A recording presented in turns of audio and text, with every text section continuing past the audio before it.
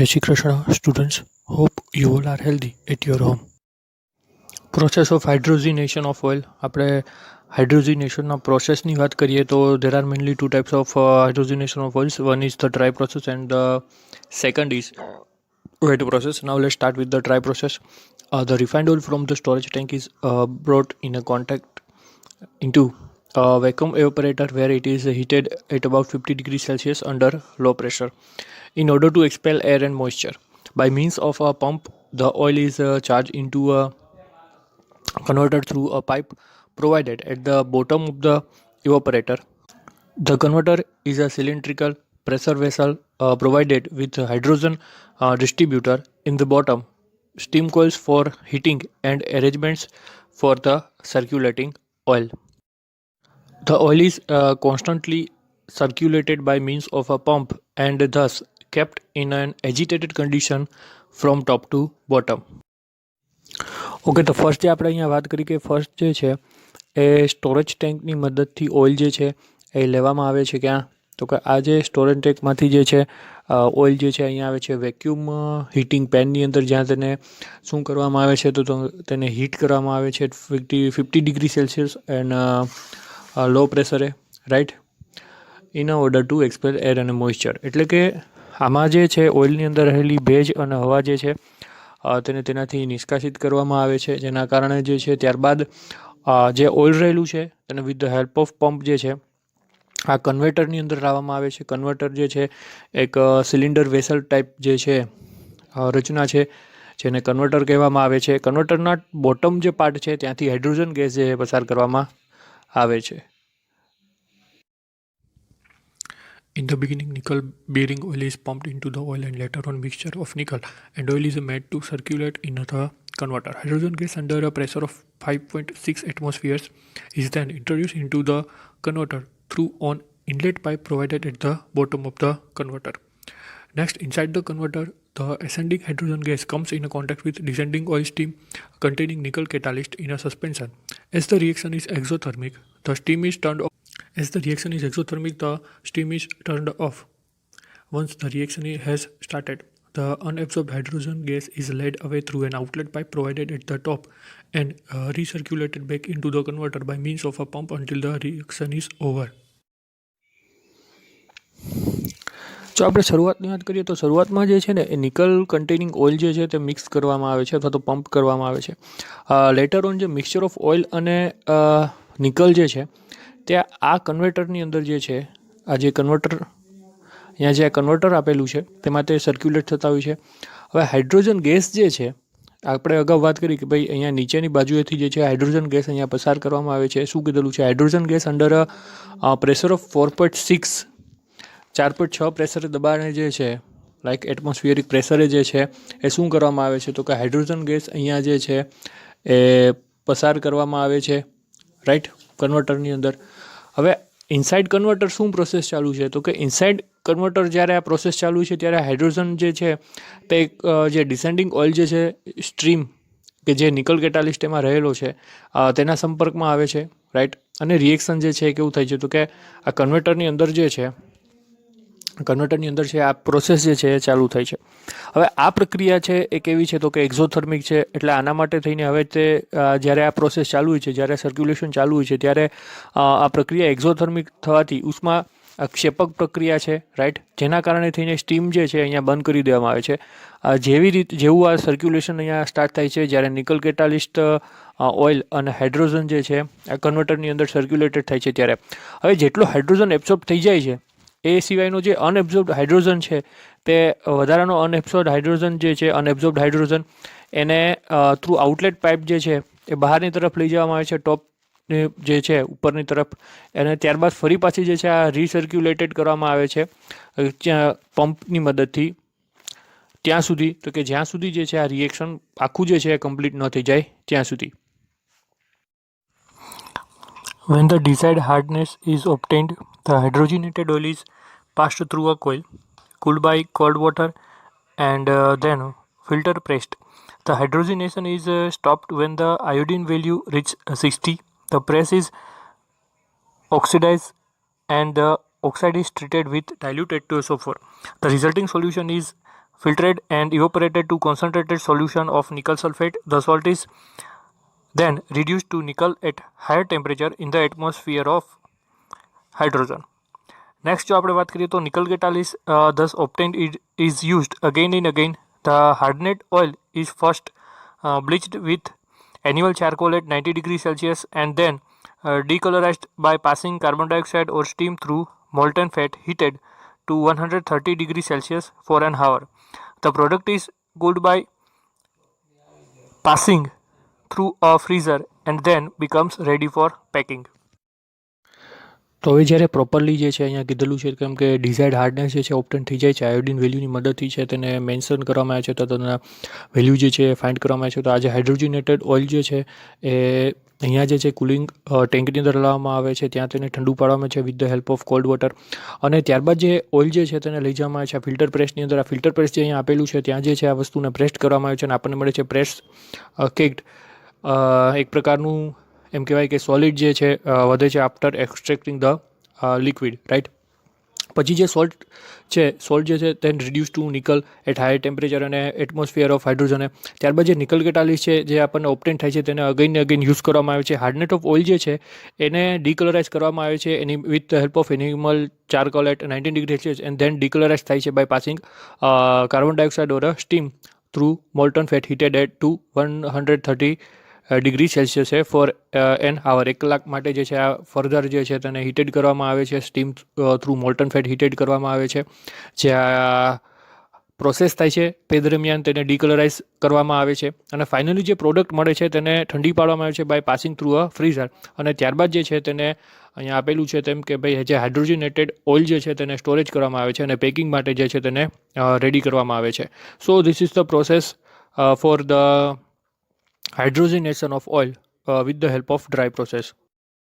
Next જે second process છે wet process હવે વેટ પ્રોસેસ જે છે આ પ્રોસેસ જે છે મેઇનલી બે ટાઈપની વેટ પ્રોસેસનો ઉપયોગ કરવામાં આવે છે હાઇડ્રોજનેશન ઓફ ઓઇલ માટે આ પ્રોસેસની અંદર નિકલ સોલ્ટ છે તેને રિડ્યુસ થાય છે ફાઇનલી એડેડ નિકલમાં in the oil before hydrogenation in a continuous process તો જોઈએ કે બે પ્રોસેસ કઈ કઈ છે in a one process nickel formate is used and its reduction is carried out about 190 degree Celsius in a current of hydrogen હવે સૌપ્રથમ જે છે એક પ્રોસેસમાં નિકલ ફોર્મેટ છે તેને યુઝ કરવામાં આવે છે અને તેનું રિડક્શન કેરીડ આઉટ કરવામાં આવે છે 190 degree Celsius in a current of hydrogen એટલે કે ફ્લો ઓફ હાઇડ્રોજનની હાજરીમાં after complete reduction the temperature is decrease two about 140 degree Celsius and the pressure of hydrogen is increased તો ત્યારબાદ જે છે આ રિડક્શન કમ્પ્લીટ થઈ જાય છે તો તે જે છે ટેમ્પરેચર ઘટીને કેટલું થઈ જાય છે તો કે 140 ડિગ્રી સેલ્સિયસ છે અને પ્રેશર ઓફ હાઇડ્રોજન છે તેમાં પણ વધારો થાય છે આ જો વેટ પ્રોસેસ ફર્સ્ટ જે છે આ પ્રકારની પ્રોસેસ તેને એક જ ડિસએડવાન્ટેજીસ કહી શકીએ આપણે કહીએ તો કયો છે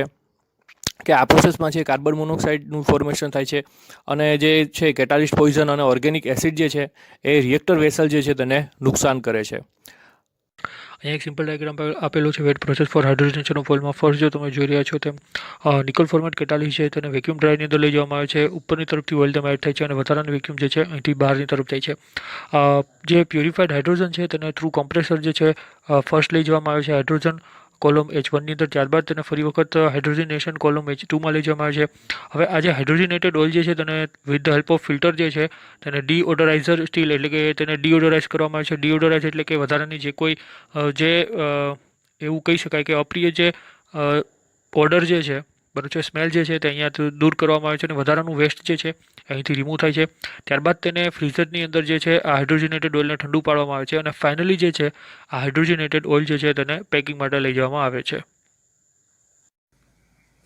In another method, 1 to 2% dry nickel carbonate in powder form is ultimately mixed with 100 kg of oil be hydrogenated and current of hydrogen is passed and the temperature is also increased slowly to 250 degree Celsius તો second મેથડની વાત કરીએ તો 1-2% જે dry nickel carbonate powder ફોર્મમાં હોય છે તેને mix કરવામાં આવે છે એ 100 kg ઓફ ઓઇલ કે જેને હાઇડ્રોજનેટેડ કરવાનું છે અને કરંટ ઓફ હાઇડ્રોજન છે એ પાસ કરવામાં આવે છે અને ટેમ્પરેચર જે છે તેમાં સ્લોલી જે છે વધારો કરવામાં આવે છે લગભગ 250 ડિગ્રી સેલ્સિયસ જેટલો now hydrogen gas at a pressure of 10 to 12 atmospheres is introduced into a converter by means of nozzles. After complete reduction, the temperature is brought down and hydrogenation is continued to the desired level. ત્યારબાદ જે છે hydrogen છે તેને add કરવામાં આવે છે nozzle દ્વારા કન્વર્ટરની અંદર. આફ્ટર જે રિડક્શન કમ્પ્લીટ થઈ જાય તો ટેમ્પરેચર જે છે તેને નીચું લઈ જવામાં આવે છે અને આ પ્રક્રિયા ત્યાં સુધી ચાલુ રહે છે હાઇડ્રોજનેશનની કે જ્યાં સુધી જે છે તેનું ડિઝાયર્ડ લેવલ આપણને ના પ્રાપ્ત થાય. હવે આ જે છે પ્રોસેસ જે છે તેના મુખ્યત્વે બે એડવાન્ટેજીસ છે. એક તો એ કે more active catalyst having high surface area is obtained because the reduction of salt is carried out at a lower temperature. તો લોઅર ટેમ્પરેચરે જે છે એ સોલ્ટનું રિડક્શન થાય છે. બીજું કે નિકલ જે છે, since nickel does not come in a contact with air in any stage of the process, fire hazard can be avoided. તો બીજી જે મહત્ત્વની વસ્તુ એ છે કે આ પ્રક્રિયા દરમિયાન કોઈપણ પ્રક્રિયા જે થાય છે તેમાં નિકલ જે છે તે હવાના સંપર્કમાં કોઈપણ જે છે જુદા જુદા પ્રોસેસના જે સ્ટેજીસ છે, જે તબક્કા છે તેમાં આવતું નથી. પરિણામે જે છે આગ લાગવાની સંભાવના જે છે તે અહીંયા જે છે એ નિવારી શકાય છે અથવા તો તેને ટોપિક છે analysis of oil and fats. Analysis of oil અને ફેટ્સની આપણે વાત કરીએ તો જનરલી ઘણી બધી મેથડોનો ઉપયોગ આ માટે કરવામાં આવે છે.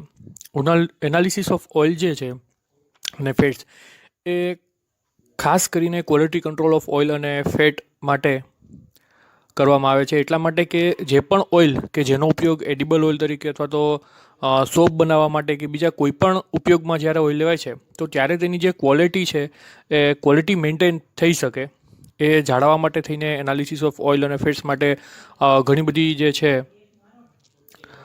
મેથડ તેની મદદથી તે એનાલિસિસ ઓફ ઓઇલ અને ફેટ્સ થાય છે.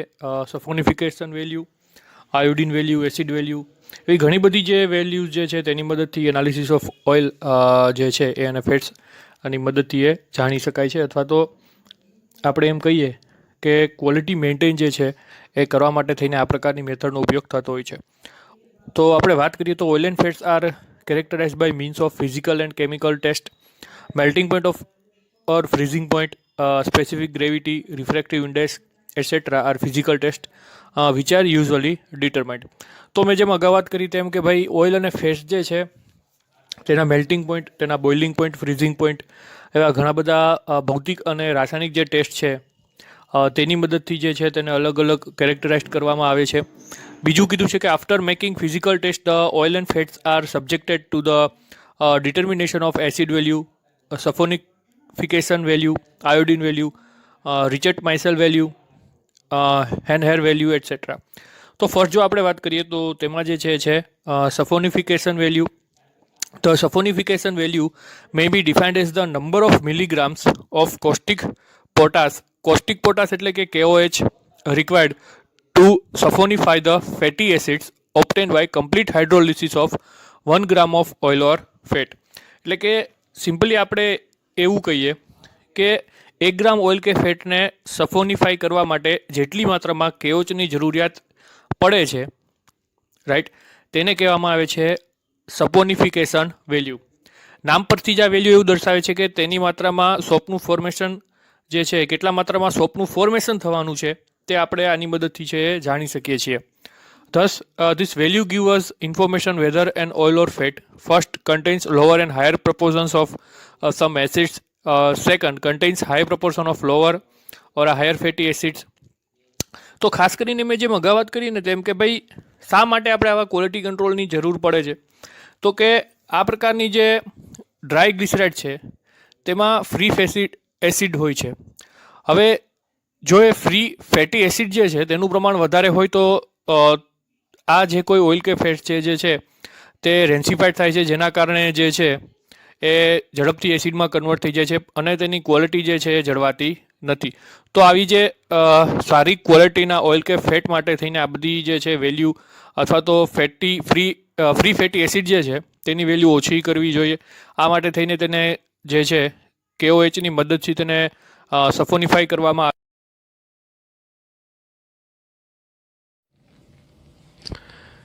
નેક્સ્ટ આપણે વાત કરીએ તો બટર અને બીજા કેટલાક એક્ઝામ્પલ અહીં આપેલા છે કે જેની સફોનિફિકેશન વેલ્યુ વધારે હોય. દાખલા તરીકે જો આપણે કોકોનટ ઓઇલની વાત કરીએ તો તેમાં સૌથી વધારે સફોનિફિકેશન વેલ્યુ હોય છે લગભગ 250 જેટલી, ઓલિવ ઓઇલમાં 200 જેટલી અને કસ્ટર્ડ ઓઇલ જે છે તેની અંદર 180 જેટલી. આ ઉપરાંત જે છે એવું કીધેલું છે કે ભાઈ જેમ લોઅર અને higher proportion of sum acid જે હોય છે તેમાં high proportion of lower or higher fatty acid હોય. બીજા કે આ જે છે બટરની અંદર જે છે લાર્જ પ્રપોર્શન હોય છે લોઅર ફેટી એસિડના, કોના કરતાં તો કે લાર્ડ અને ટેલો એક પ્રકારના એનિમલ ફેટ જે છે તેનું. નેક્સ્ટ આપણે તેના પ્રોસિજરની વાત કરીએ તો weight an accurate sample of the oil or fat say about 5 grams into 250 ml conical flask. એટલે જે તે સેમ્પલ કે જેની તમારે સફોનિફિકેશન વેલ્યુ ફાઇન્ડ આઉટ કરવાની છે તેને તમારે આ સેમ્પલને લેવાનું છે લગભગ 5 ગ્રામ જેટલું 250 ml કોનિકલ ફ્લાસ્કમાં. બીજી જે છે પીપેટ out 50 ml of 0.5 normal alcoholic KOH solution in the flask and an equal volume into a similar flask containing no sample. હવે બીજું જે છે તમારે પીપેટની મદદથી 50 ml 0.5 નોર્મલ આલ્કોહોલિક KOH જે છે તેને આ સોલ્યુશનમાં એડ કરવાનું છે કે જેમાં તમે સેમ્પલ લીધેલું છે. હવે આ જે KOH જે છે તેને સેમ વોલ્યુમની અંદર તમારે એક અનધર ફ્લાસ્કની અંદર લેવાનું છે કે જેની અંદર કોઈપણ જાતનું સેમ્પલ ના આવેલું હોય અને તેને આપણે કહીશું બ્લેન્ક ટાઇટ્રેશન. નેક્સ્ટ જો આપણે વાત કરીએ તો the solution in the flask are added with constant stirring. Now connect the flask to air conditioner and then reflects the charge by boiling for half an hour or more to saponify the sample completely. હવે આજે સોલ્યુશનને જ્યારે તમે ફ્લાસ્કમાં જે mix કરો છો 0.5 normal KOHને ત્યારે તેને continuously સ્ટરિંગ કરતા રહેવાનું છે. ત્યારબાદ એ ફ્લાસ્ક છે તેને એર કન્ડિશનર જે છે તેની મદદથી રિફ્લેક્સ કરવાનું છે. રિફ્લેક્સ કરવું એટલે કે કોઈપણ કેમિકલ પ્રોસેસ દરમિયાન ચોક્કસ સમય માટે આપવામાં આવતી હીટ. તો આ પ્રક્રિયા છે તેને આપણે લગભગ અડધા કલાક માટે જે છે સફોનિફાઈ કરવા માટે જ્યાં સુધી તેનું કમ્પ્લીટલી જે છે સેમ્પલ કમ્પ્લીટલી સફોનિફાઈ ન થઈ જાય ત્યાં સુધી આ જે છે રિફ્લેક્સ થવા દેવાની છે પ્રોસેસને. After the period of refluxing is over the charge and the blank are cooled and then titrated with 0.5 normal HCl using phenolphthalein as an indicator.